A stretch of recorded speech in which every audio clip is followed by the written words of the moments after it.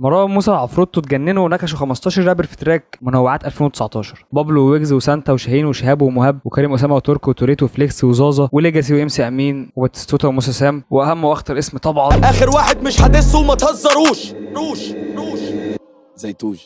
والسؤال دلوقتي، هل ده نكش حقيقي فعلا وفي مشكله وكده وهم قصدوا اهانه للرابرز دول، ولا هم بس بيهزروا معاهم؟ اجابه السؤال ده انت هتلاقيها في فيديوهين، فيديو تحليل التراك نفسه وفيديو ما بعد التراك وردود الفعل على التراك.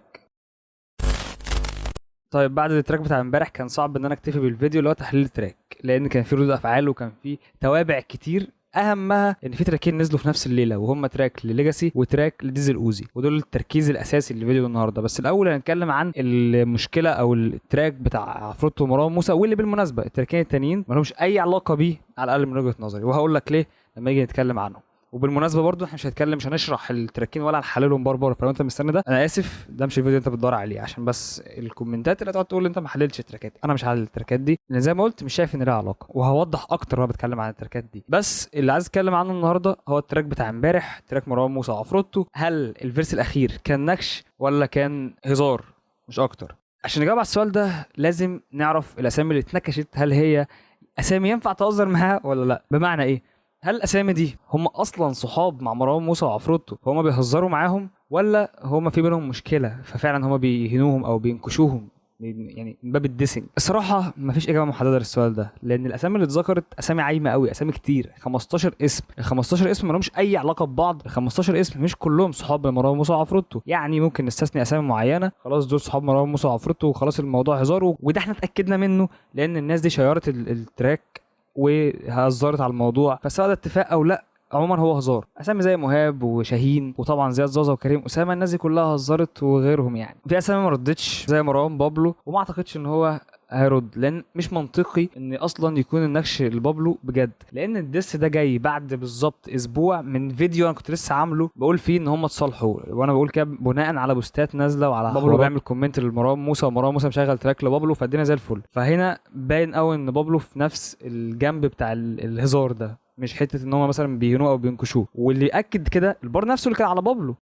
صريحة مش هكون خبيث، بابلو تراك الاربع ما جاش فهنستناك يوم الخميس. البار فيه هنا صراحه حته ان التراك وحش بتاع يوم الاربع، بس مش اجريسيف قوي، مش حاجه مثلا صعب قوي ان بابلو ما يردش عليها، لا حاجه هاديه يعني، حاجه على العادي. زي كده مثلا كريم اسامه لما شهر التراك بتاع عفروتو ومروان موسى قال ان التراك تعبان، ومروان موسى خد الموضوع هزار برضه، فاهم؟ فالموضوع بالحب يعني. الاسامي فعلا اللي تشك او تخليك تقول ان في حاجه هي ليجاسي وسانتا، دول اهم اسمين. فاسامي كتير ما ردتش، وده يوضح او يعني يشككك ان في مشكله فعلا انها ما تقبلتش الهزار، بس مش موضوعي انا، موضوعي فعلا في الاسامي اللي اكيد هو الموضوع ما كانش هزار معاهم. زي مثلا فليكس برضو، يعني فليكس هو ما ردش بس ما اعتقدش ان فيه هزار، لان مثلا واحد زي شاهين انت لما تهزر معاه هو هيتقبل الهزار وانت عارف، حتى لو دسيته هتقبل الدس وانت عارف. لكن في اسامي انت لما تنكشها سواء شخصيته هو او شخصيه جمهوره مش هتقبلوا الهزار، زي الاسامي اللي هم اتجنبوها. الجوكر مثلا يعتبر في نفس الدايره، يعني الجوكر لو استشهدنا ببار سانتا لما قال له بار صاحبك لايق عليك فت، فقال على الجوكر صاحب عفروتو، وابي يوسف قال ان مروان موسى الجوكر بيتحايل عليه يتوسط له عند ابي يوسف انه يرد عليه، فهم محسوبين على نفس الصف في الاخر. الجوكر ومروان موسى وعفروتو محسوبين على نفس الصف، كانوا في نفس الشركه اصلا. فالفكره بقى في ايه؟ هم ما ذكروش الجوكر رغم ان ذكرهم ليه كان هيبقى باين انه قوي ان هو هزار، وكان ممكن مثلا يديله بار من البارات اللي هم رموها مثلا زي على مهاب سكوروا بس اسمه من غير اهانه، بس ما عملوش كده ليه؟ لان عارفين ان الجمهور مش هيتقبلوا الموضوع غالبا يعني، ده السبب. ما اعرفش، مش قادر اجزم بده بس اكيد يعني ده السبب، اللي هو يا عم بلاش تخش على سكه الجوكر، هو مش هيرد بدس ولا ياخد الموضوع على صدره، بس يمكن الجمهور ما تقبلش الموضوع، واصلا شخصيته هو مش بتاع لعب من الاخر. فنفس الكلام بالنسبه لابي يوسف، ابي يوسف مش هيتقبل الهزار وهينزل تراك غالبا يدسوهم فيه، فيبقى هم اللي حطوا نفسهم في الحوار ده، فعلى ايه تجنب ابي يوسف وابو انوار اصلا، لان كده في مشكله.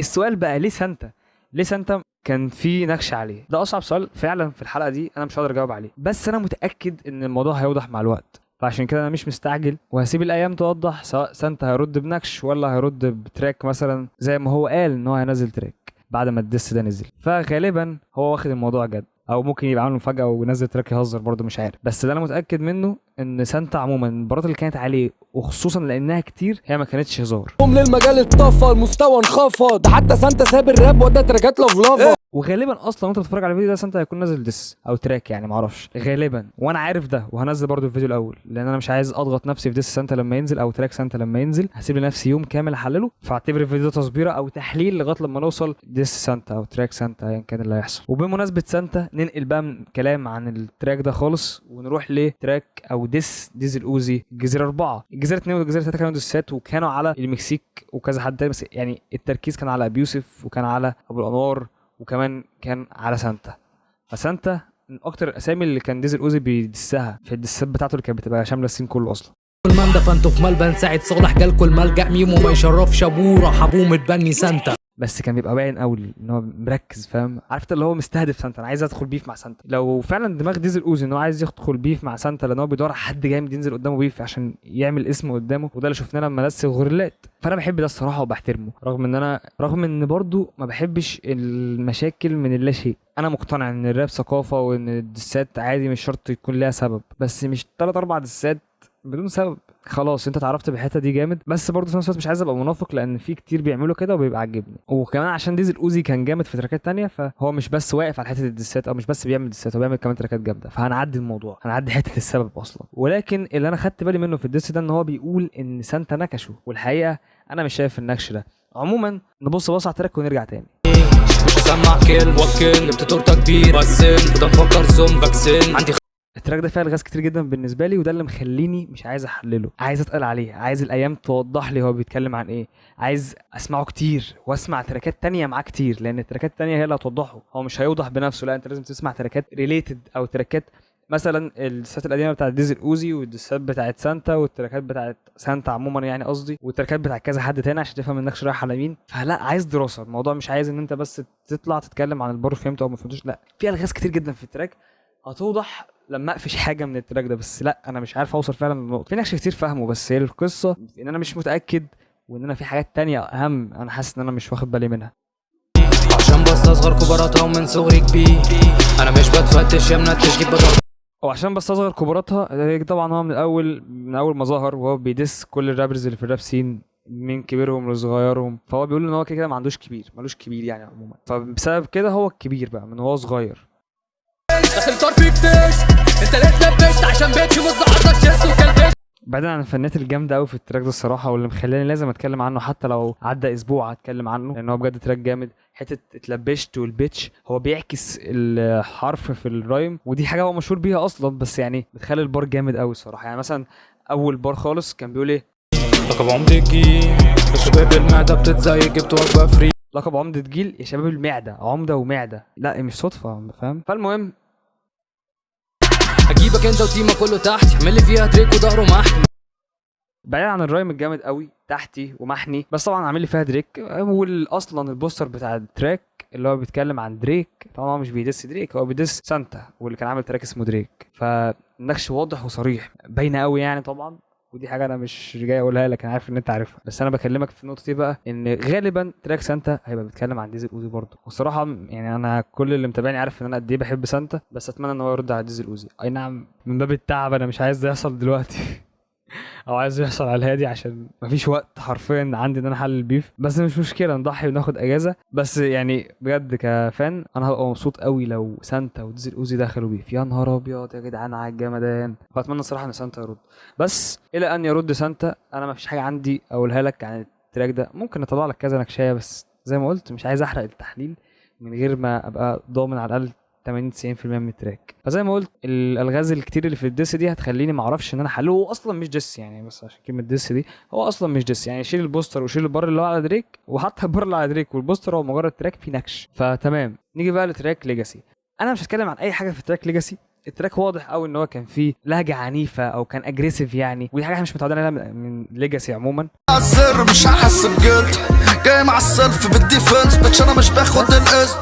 وقت التراك هو اللي خلى الناس تقول ان هو في نكش، او خلى الناس تقول ان هو على مروان موسى وعفروتو، وده مش منطقي بربع جنيه يا جماعه. يعني انا نازل ديس الساعه 6 مثلا، ولا مش فاكر نزل 7 ولا نزل كام، وبعدها بساعتين ينزل تراك لليجاسي واضح قوي ان هو خلصان من اول، واضح قوي ان التراك جاهز من بدري اصلا ومتجادل على انه ينزل في الميعاد ده. فصباح الفل يا جماعه، 100% هو اصلا ما سمعش التراك بتاع الالبوم بتاع عفروتو وما عرفش ان هو اتنكش فيه. بس حتى لو افترضنا ان ده حصل، وافترضنا ان البار ده نكش على عفروتو، دي مش بورصة، اسمك وسطنا فاضي تحسه نيو فولدر.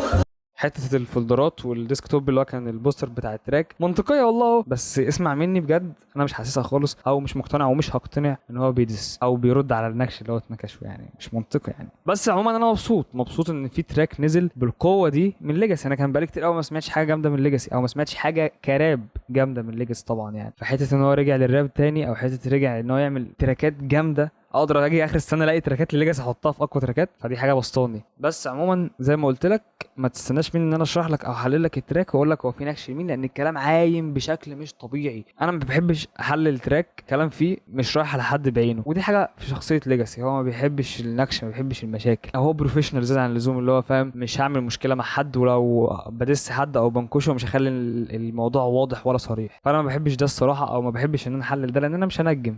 بس هو ده فيديو النهارده اللي كنت جاي اقوله لك، هي بس مجرد النظريات او التوابع اللي حصلت للديس او التراك بتاع امبارح، واللي كلنا عارفين ان هو تسويق للالبوم يعني. فكده كده الموضوع مش فكره تسويق ومش تسويق، هي فكره اسامي اتذكرت، فهل الاسامي دي ذكرها اهانه ام هزار، وايه رد فعل الاسامي دي. وبالنسبه للتراكين اللي هم ديزل اوزي وليجاسي، فانا ما حللتهمش، مش مستني حد يقول انت قلت ايه، لا ما ضفتش اي حاجه. انا عارف ان ما ضفتش اي حاجه، لان هو فعلا ما فيش حاجه اقدر اضيفها على التراكين دول. بس ديزل اوزي انا بوعدكم الديس ده لازم يتحل، حتى لو بعد سنه هحلله. الديس بقى بتاع تراك ليجاسي ما عنديش حاجه اقولها الصراحه. بس فده كان فيديو النهارده، وكده كده لنا لقاء قريب لما ينزل تراك سانتا، او لما اي حد ينزل اي حاجه، ما اعرفش، ما علينا. شوفوا الفيديو اللي فات لو ما شفتوش، شوفوا الفيديو الجاي لو ما شفتوش، واعملوا فولو على الانستجرام. مش عارف بجد ازاي حاجه و70,000 على اليوتيوب، والانستجرام 1200 ولا مش عارف 1000 وكام زي ما هو، بجد يعني قدروا التعب يعني، وكافئوني بفولو على الانستجرام، مش هخسروا حاجه. وبس يعني اشوفكم